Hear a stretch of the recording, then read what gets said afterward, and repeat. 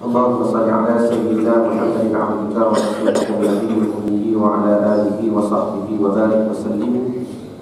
Allahumma anta lana wa la mu'azima farrijha bi fadli. Bismillahirrahmanirrahim.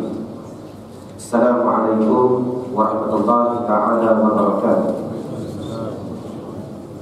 Alhamdulillah, segala puji dan syukur bagi Allah Subhanahu wa ta'ala, Tuhan yang telah masih memulihkan Dia kepada kita untuk berkumpul pada tengah hari ini. Dalam bersama-sama kita menunaikan kefarduannya Jumaat 2 rakaat secara berjamaah. Yang sebelum daripada itu dipilih kepada kita untuk duduk dalam satu majlis ilmu yang mudah-mudahan dengan kefahaman yang begitu sedikit yang diberikan kepada kita terus-menerus mempertingkatkan amalan kita, diri kita, untuk mendekatkan diri kita kepada Allah Subhanahu wa ta'ala. Bila mana menyebut perkenaan mendekatkan diri kita kepada Allah Subhanahu wa ta'ala, sebagaimana yang tuan-tuan maklum, bila mana menyebut berkenaan bulan Rajab, yang pertama sekali, ayo bersama-sama kita berdoa kepada Allah Subhanahu wa ta'ala. Mudah-mudahan terus-menerus Allah Ta'ala memberkati Rajabnya kita dan memberkati Syabannya kita, wa balighna Ramadan, dan mudah-mudahan disampaikan oleh Dia kepada kita dalam bulan Ramadan. Yang keduanya, bila mana menyebut bulan Rajab, sebagaimana yang tuan-tuan maklum, satu peristiwa yang begitu besar yang tak pernah berlaku di atas nabi-nabi yang lain, yang tidak pernah berlaku di atas para rasul yang lain, iaitu peristiwa Isra' wal Mi'raj. Tatkala dipanggil oleh Allah Ta'ala kepada baginda Nabi SAW di Sidratul Muntaha, untuk Nabi melihat Allah Ta'ala dengan sub dan wujudan. Satu kemuliaan yang begitu indah, yang tak pernah diberi kepada Nabi Adam, yang tak pernah dikaruniakan kepada Nabi Ibrahim, juga kepada Nabi-Nabi yang lain. Namun walau bagaimanapun dikaruniakan nikmat yang begitu indah kepada baginda Nabi SAW dalam peristiwa Isra' wal Mi'raj, yang dipertemukan oleh Nabi akan Allah Subhanahu wa ta'ala dalam satu cerita yang begitu indah, yang insyaAllah mudah-mudahan bermula daripada Isnin minggu hadapan. Sebagaimana yang tuan-tuan maklum ataupun yang tuan-tuan belum maklum dan sebagainya, maka pihak tabung haji akan melakukan daurah selama 1 minggu, bermula hari Isnin sehingga hari Jumaat. Kita akan membaca sebuah risalah yang begitu kecil dan insyaAllah sampai mengkhatamkan akhirnya, yang bertajuk Risalah Isra' wal Mi'raj. Dan kita dan tuan-tuan yang menghadiri majlis pada tengah hari bermula hari Isnin akan datang, akan dibekalkan dengan kitab percuma. Bermakna 200 peserta yang awal, 200 jemaah yang awal, kita akan beri kitab percuma. Yang lebih tu, yang tu cerita lain. Allahumma salli ala Muhammad. Sebab kata orang lain, siapa tempat dia dapat. Jadi mudah-mudahan tuan-tuan bermula minggu hadapan hari Isnin dan hari-hari yang seterusnya sehingga hari Jumaat, kita akan bersama-sama berdaurah membaca sebuah kitab yang begitu indah, yang mudah-mudahan bukan sahaja kita mengulang kaji peristiwa Isra' wal Mi'raj, bahkan kita mengambil rahsia demi rahsia, kehebatan demi kehebatan, kenikmatan demi kenikmatan yang dicampakkan dalam peristiwa Isra' wal Mi'raj. Kerana apa yakin tuan-tuan, walaupun tuan-tuan dah dengar peristiwa Isra' wal Mi'raj 30 kali, 40 kali, tetapi huraiannya tetap berbeza. Maka betul kata ulama-ulama sufi, dalam menceritakan istilah Isra' wal Mi'raj, kadang-kadangnya tuan-tuan, tiap-tiap perkara yang diperlakukan sesuai dengan zaman. Sebagai contoh, bila mana kita bicarakan peristiwa Isra' wal Mi'raj, di antara perkara yang berlaku ke atas diri Nabi yang kita boleh ambil manfaat, yang pada awalnya setelah disucikan hati Nabi SAW, dibersihkan hati Nabi SAW, maka kemudian dibawa datang kepada Nabi senih binatang yang bernama buraq. Betul tidak? Yang mudah-mudahan buraq itu menjadi satu rantaian ataupun satu perjalanan supaya Nabi boleh bertemu dengan Allah. Sedangkan kalau kita belajar akidah, tanpa buraq pun Nabi boleh naik ke langit tak? Boleh. Jibril naik turun pakai buraq tak? Tak. Jibril naik turun tak pakai buraq. Maka apa faedah nak diberi kepada baginda Nabi sejenis binatang yang bernama buraq? Di situ banyak kepahaman yang kita boleh huraikan. Di antaranya berkata para ulama, dalam nak mendekatkan diri kepada Allah perlu ada tariqah, perlu ada satu perjalanan ataupun satu rantaian yang mudah-mudahan membawa diri kita, menghampirkan diri kita kepada Allah Subhanahu wa ta'ala. Yang tak dapat tidak, ini merupakan satu kepastian yang mudah-mudahan bila mana ada tariqah, ada perjalanan yang perlu kita melalui akan dia, mudah-mudahan jalan itu merupakan jalan yang benar, membawa diri kita kepada Allah Subhanahu wa ta'ala. Itu yang pertama. Yang kedua, kita ambil sedikit beberapa sinopsis yang berlaku dalam peristiwa Isra' wal Mi'raj, yang insya-Allah bermula minggu hadapan kita akan mengaji, kita akan berdaurah bersama-sama kitab ini sehingga khatam. Di antaranya perkara yang tuan-tuan boleh ambil manfaat, yang kita nak relatekan dengan kehidupan kita pada hari ini. Setelah Nabi duduk di atas burak, maka Jibril duduk di hadapan, Mikail duduk di belakang. Supaya apa? Jibril menjadi guru ke atas baginda Nabi SAW. Cuba kalau kita belajar martabat, tuan-tuan terlebih maklum martabat Sayyiduna Rasulullah SAW lebih besar daripada Jibril. Tetapi dalam setengah tempat, dalam sesuatu perkara, walaupun martabat Nabi begitu tinggi, tetapi tak dapat tidak, dalam setengah hal Nabi juga perlu mendudukkan hawanya, menundukkan nafsunya, perlu berguru dengan Jibril AS dalam tiap-tiap perkara. Sebab tu sebelum Nabi nak bergerak daripada rumah Nabi kepada Baitul Muqaddis, Jibril telah memberi isyarat kepada Nabi. Yang di antara isyarat yang diberi oleh Jibril kepada Nabi, berkata Jibril, "Ya Rasulullah, bila kita Isra' nanti, kalau kamu dengar apa-apa, kalau kamu bau apa-apa, kalau kamu terasa apa-apa, kalau kamu dipanggil oleh orang, kalau kamu tak faham apa-apa, kamu bertanya kepada aku." Betul atau tidak? Itu isyarat yang paling besar yang telah diberi oleh Jibril kepada Nabi. Dan yang sehinggakan Nabi jalan, mula-mula Nabi nampak seorang perempuan tua. "Ya Muhammad unzurni as'aluk, ya Muhammad unzurni as'aluk." Perempuan tua tu kata apa? "Wahai Muhammad, mu tengoklah kepada aku, mu telitlah kepada aku nak sembang dengan kamu ni." Terasa diri Muhammad nak sembang sebab Muhammad ni baik orangnya, tapi mengenangkan syarat-syarat yang telah diketatkan oleh Jibril. Orang pagi jangan menyahut, orang pagi jangan menjawab. Kalau tak faham, tanya kepada aku. Betul ke tak? Itu syarat yang paling besar yang telah diketatkan oleh Jibril, bermula daripada rumah Nabi sampai kepada Sidratul Muntaha. Yang selepas daripada perempuan tua tadi, barulah Nabi tanya, "Ya Jibril, apakah sifat perempuan bungkuk 3 tadi sampai duk panggil aku, nak minta bersembang dan sebagainya?" Maka berkata Jibril, "Ya Rasulullah, itulah sifat dunia kamu." Fahaman ibarat? Baik. Jadi kaitannya, bukanlah hamba pada hari ini nak menceritakan secara detail berkenaan Isra' wal Mi'raj, kerana insya-Allah bermula minggu hadapan dalam daurah kita akan membicarakan dengan kitab dan sebagainya. Cuma apa yang hamba nak lilikkan, nak kaitkan dengan kehidupan kita pada hari ini. Bila mana berlaku sesuatu masalah, maka tak dapat tidak rujuklah kita kepada guru atau rujuklah kita kepada ahli. Dan peristiwa ini telah jelas disahirkan ke atas peristiwa Isra' wal Mi'raj. Sampaikan hamba belang balik, Jibril kata apa? "Ya Rasulullah, apa yang kamu nampak, apa yang kamu dengar, apa yang kamu bau, apa yang kamu terasa, atau dipanggil oleh orang, dinyahut oleh orang, kamu jangan tegur. Bahkan bertanya kepada aku." Isyarat yang paling ketat. Maka begitulah kehidupan kita dalam nak mempelajari agama, faham agama dan sebagainya. Kadang-kadang bila tak faham satu masalah, kena tanya kepada ahli. Akhir zaman ni tuan-tuan, ilmu kita semakin rosak bila mana tiap-tiap perkembangan ilmu itu bila mana dibicarakan oleh bukan ahli. Betul sabda Nabi SAW, "Afatul ilmi nisyan wa idha'atuhu an tuhaddisa bihi bi ghairi ahli." Binasa ilmu, cilaka ilmu, rosak ilmu, dua. Yang pertama nisyan, sebab kita lupa. Yang kedua, bila mana kita berbicara bukan selain daripada ahli. Tuan-tuan perasan tak baru-baru duduk kecoh? Bukan cerita masalah apa, sebab ini benda agama, benda fitnah pada agama. Bila mana kecoh disebarkan kepada kita, diviralkan kepada kita beberapa gambar. Yang pertama sekali, bila mana beberapa gambar ulama Tarikat Al-Syabadiyah Al-Aliyah, Syekh Nazim Al-Aqani, Syekh Hisham Karbani dan sebagainya, adalah pula beberapa anak-anak murid seolah-olah bersujud kepada beliau. Dah tengok dah gambar ni? Tuan-tuan tengok belaka dah.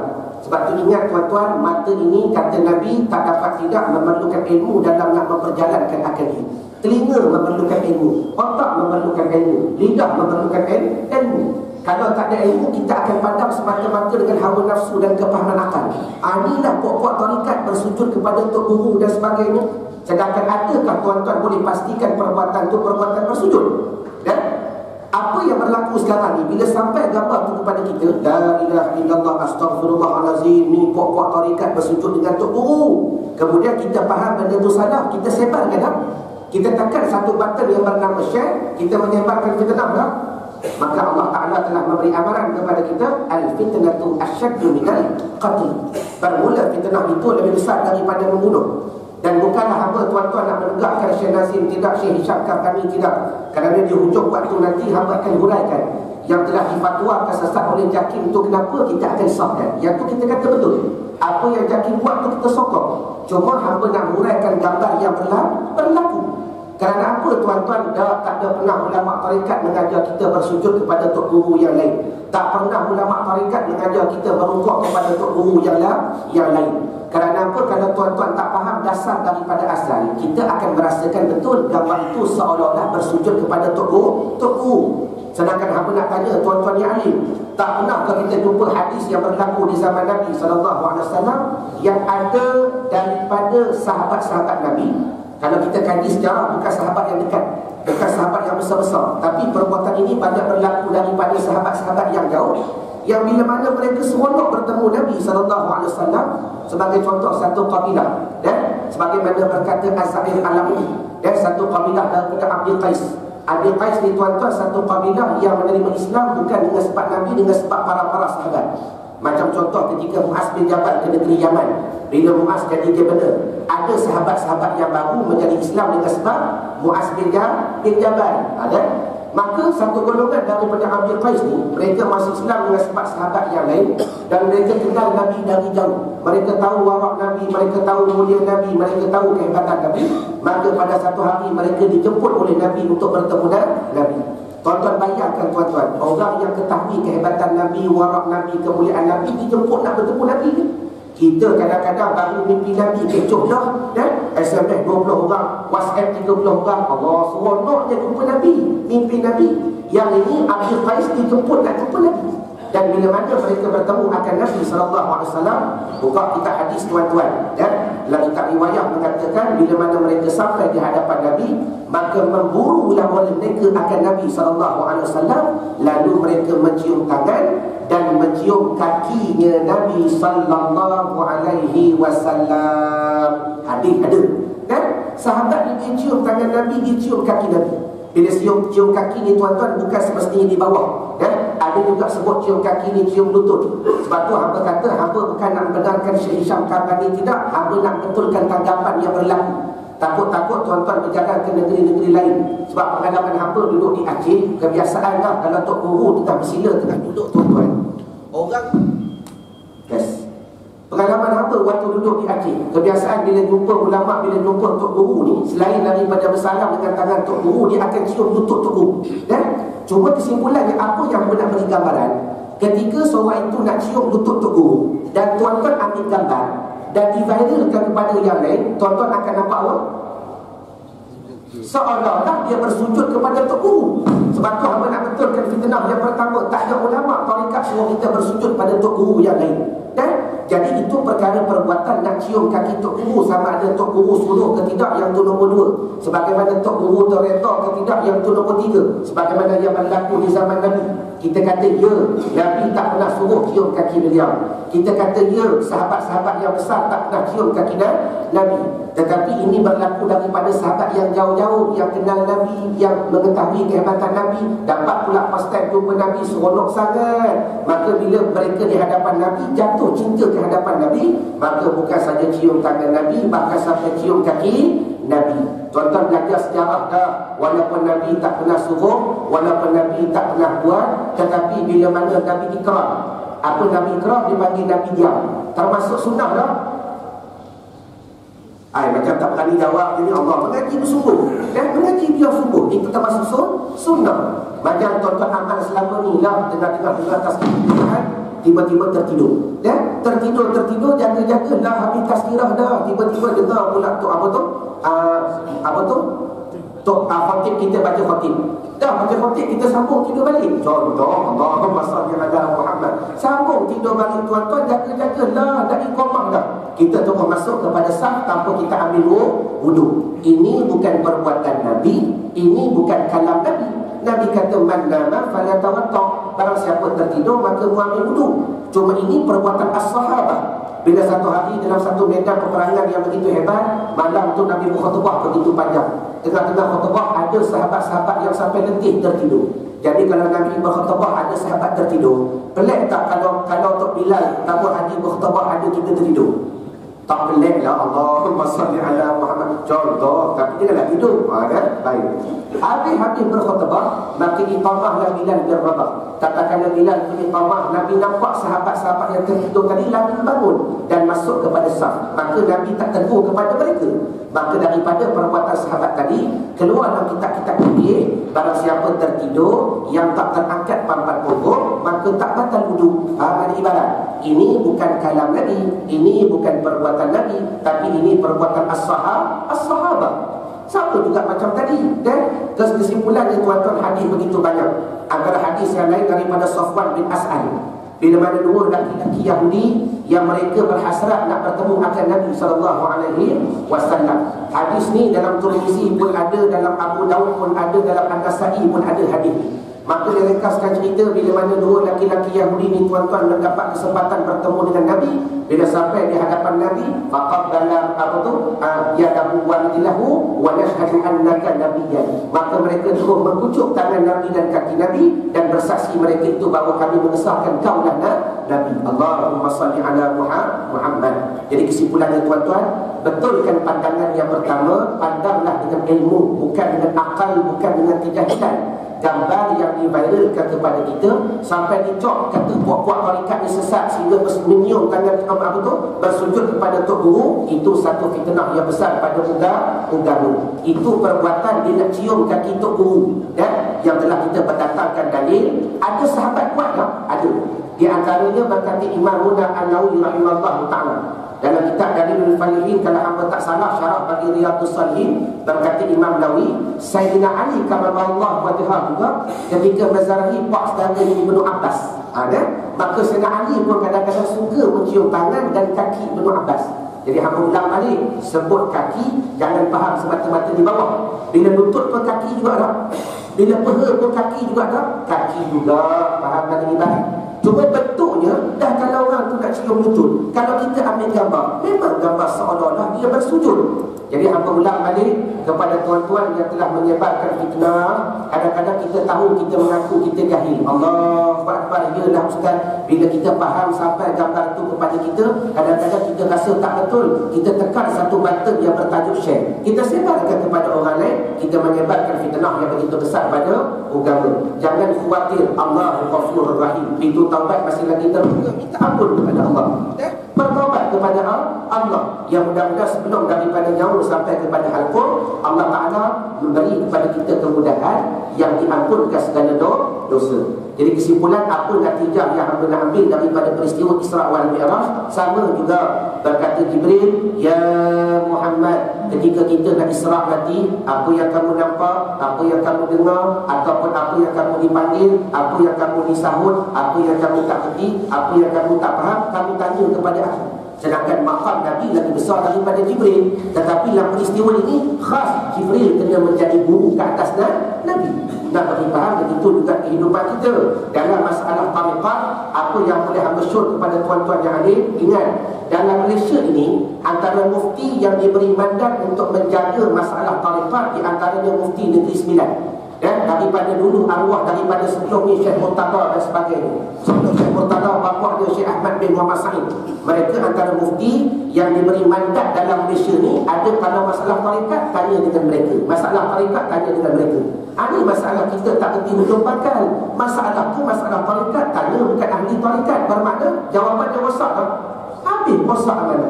Sebab tu hamba ketika ambil tauliah di Negeri Sembilan, tuan-tuan, pihak Jabatan Agama Islam Negeri Sembilan telah mengeluarkan satu buku hukum berzikir dan menari. Allah, mereka ahli kepada benda ini. Didatangkan dalil, didatangkan nas dan sebagainya. Hukum menari ini tak sadar. Cuba kalau melampau tu sadar. Ya, macam apa yakin tuan-tuan dah tengok satu video tengah-tengah berzikir, tiba-tiba seorang laki-laki breakdance. Ya, cuma buat Wahabi ni tak ada isu dah dengan sebabkan breakdance diviralkan kepada kita, dia kata ni ke ajaran Islam. La ilaha illallah tuan-tuan. Apa berani jawab mudah sahaja. Bila mana 50 orang berzikir, adakah 50 tu ahli zikir? Syekh jawab. Ya, ada yang dah lama berzikir, ada yang baru berzikir, betul ke tidak? Baik, kita separatekan yang baru, kita tinggalkan yang lama. Yang dah lama berzikir ni, adakah mereka semua tahu ada adab zikir? Kita kata ada yang tahu, ada yang tak tahu. Kita separatekan lagi. Yang tahu adab berzikir tu, adakah mereka mengamalkan adab zikir? Kita jawab ada yang amal, ada yang tak amal. Contoh bukan payah. Ni tuan-tuan kuliah. Test. Tuan-tuan kuliah tiap-tiap tengah hari dekat masjid tabung haji Kelana Jaya. Bila kita tengok kiri kanan yang berhimpun 100 orang tiap-tiap tengah hari itu semua ahli mengaji ke? Syekh Zari Tok Ruang tu semua ahli mengaji ke? Tak, kita kata ada yang ahli mengaji, ada bukan ahli mengaji, betul tak? Kita separatekan. Kemudian yang ahli mengaji itu, adakah mereka semua tahu ada adab mengaji? Kita kata ada yang tahu, ada yang tak tahu. Yang tahu tu pula, adakah semua mengamalkan ada adab mengaji? Ada yang amal, ada yang tak amal. Sebagai contoh, berbuih mulut dah kita kata mengaji kena bawa pen, mengaji kena bawa buku, mengaji kena bawa pen, mengaji kena bawa buku. Dia bawa lah. Tak bawa juga dulu kini selama ya Allahumma salli ala Muhammad. Contoh, kan orang sini dah orang tak hati Kelana Jaya. Jadi mereka sama nak buktikan yang mengaji hadir-hadir pun tak beramal, apatah lagi ahli zikir. Kalau dalam video tu, kalau semua pakat-pakat breakdance, tak payah tuan-tuan, hamba sendiri kata tak betul. Kalau dalam video tu semua pakat-pakat breakdance, tak payah tuan-tuan, hamba sendiri akan membongkarkan kemungkaran yang berlaku. Cuma yang berzikir cara betul, la ilaha illallah. Cuma seorang dia duk breakdance. Why not kita tidak berbaik sangka? Boleh jadi laki-laki itu dulu ahli lawa, ahli lalai, berkawan dengan ahli zikrullah. Kemudian kawan-kawan tu ajak daripada mulut lalai cari dunia, baiklah kembali kepada jalan yang hak, dia tuan berzikir. Boleh jadi video awal dia berzikir cara betul, kemudian tengah jalan dah seronok sangat, dia duk breakdance seorang-seorang. Allahumma salli ala Muhammad. Takkan disebabkan dia seorang, pertumbuhan perlu kita salahkan. Takkan disebabkan dia seorang, perkumpulan perlu kita persalahkan. Kesimpulannya tuan-tuan, dalam masalah berzikir dengan cara bergoyang terdapat nas, dalil dan sebagainya. Jadi kesimpulannya, waktu dalam untuk Tuan Haji Zari berapa minit lagi? 3 minit. Akhir sekali, cuma nak mengeluarkan kepahaman Habib tu Ustaz, dakwaan yang Ustaz bawa selama ni adakah mengiyakan atau menafikan Syekh Hisham ataupun Syekh Nazim, sedangkan Jakim telah mengeluarkan statement yang mengatakan tarikat itu sesat. Maka menjawab dengan ilmu yang disesatkan oleh Jakim, yang difatwakan oleh Jakim berkenaan Syekh Nazim Al-Haqqani kesesatan tarikat Al-Aliyah bukan masalah zikir, bukan masalah menari dan sebagainya, tetapi Syekh Nazim Al-Haqqani dan juga anak murid Syekh Hisham Al-Qahtani mengajar satu ilmu dan kitab yang bernama Martabat 7. Martabat 7 ini kalau kita mengaji dan kalau kita beramal sampai satu peringkat yang dipanggil Wahdatul Wujud. Yang Wahdatul Wujud ni mudaratnya banyak. Kadang-kadang kalau dia rasa semata-mata tak apa, yang kalau sampai mengaku Tuhan tu dipanggil Rasul. Macam pengalaman hamba waktu mengaji di Aceh. Di Aceh ni tuan-tuan dengan Jawa ni kami dekat. Di Jawa ni asal wali semua ada 10, bukan 9. Asal wali semua ada 10 yang besar-besar. Cuma yang 10 ni tak diiktiraf, ditolak sebagai nombor. Siapa namanya? Syekh Siti Jenar. Kenapa Syekh Siti Jenar di-reject daripada jumlah wali? Kerana dia beramal dengan martabat 7 yang akhir sekali sampai kepada Wahdatul Wujud, mengaku Tuhan. Tuan-tuan ziarah madrasah beliau, dekat atas pondok dia buat satu signboard begitu besar, Ana al-Haqq, aku Tuhan. Allahumma salli ala Muhammad. Maka dia ringkaskan cerita, 9 wali dah melihat dah Syekh Siti Jenar tak betul dah, makin menyimpang sampai mengaku Tuhan dan sebagainya. Akhir sekali panggil untuk muzakarah. Maka 9 kali jaga dipanggil khadam ini, tolong panggil Siti Jenar turun, kami nak mesyuarat. Naiklah kawan tu di atas. Bila sampai di atas, Syekh Siti Jenar 9 wali panggil turun untuk muzakarah. Dia kata apa? Syekh Siti Jenar tak ada, yang ada hanya Allah. Allahumma salli ala Muhammad. Kawan tu turun balik, dan kali kedua dia panggil pula Allah. Dalam video ada video ni, tapi lah bentuk bahasa Jawa. Dia panggil pula Allah. 9 wali panggil turun untuk muzakarah. Pandai dia pun tanam, Allah tak ada, yang ada hanya Syekh Siti Jenar. turunlah kawan tu. Naik kali yang ketiga, panggil dua-dua sekali. Allah beserta Syekh Sayyidina 9 wali panggil turun untuk muzakarah, baru dia turun. Maka 9 wali mengesahkan dia salah dalam masalah syariat, bukan pada hakikat, maka minta bertaubat, minta turun maqam, minta turun darajat. Maka dia tak nak. Akhir sekali dihukum mati dan dihukum pancung. Bukan sahaja mati dan pancung, sampai jasad dia kena bakar. Allah Ta'ala hilangkan dia dalam alam yang sementara. Sebab tu hamba setuju bila mana Jakir mengharamkan tarekat Nasyabandiyah yang dibawa oleh Syekh Nazim, kerana keharaman itu bukan masalah zikir yang tu selesai, cuma masalah martabat 7 itu. Jadi menjaga itu lebih baik daripada kita membiarkan dia merebak. Faham ibarat? Jadi mudah-mudahan memadai tazkirah kita pada hari ini. Jadi hamba ulang balik kepada tuan-tuan yang nak bersama-sama bertawaf bersama dengan kami. Bermula hari Isnin minggu depan sehingga hari Jumaat, kitab Risalah Isra' dan Mi'raj. InsyaAllah kita akan mengaji sampai khatam. Kepada jemaah 200 yang pertama kita akan beri kitab brief. 200 yang kemudian kita cerita lain. Wallahu a'lam, kita bertemu di minggu yang akan datang. Dan bagi tuan-tuan yang terus-menerus nak menyumbang ataupun nak ambil risalah untuk sebarkan kepada anak-anak saudara tuan-tuan yang tak ada tempat mengaji, hamba ada buka madrasah pondok pengajian bahasa Arab Riyadhul Du'afa wal Masakin. Kami bukan buat hafiz, hamba buat pengajian bahasa Arab dan kitab-kitab. Mudah tuan-tuan boleh ambil pamphlet di hadapan, sebarkan kepada adik-beradik, saudara mara yang tak ada tempat mengaji lagi dan sebagainya.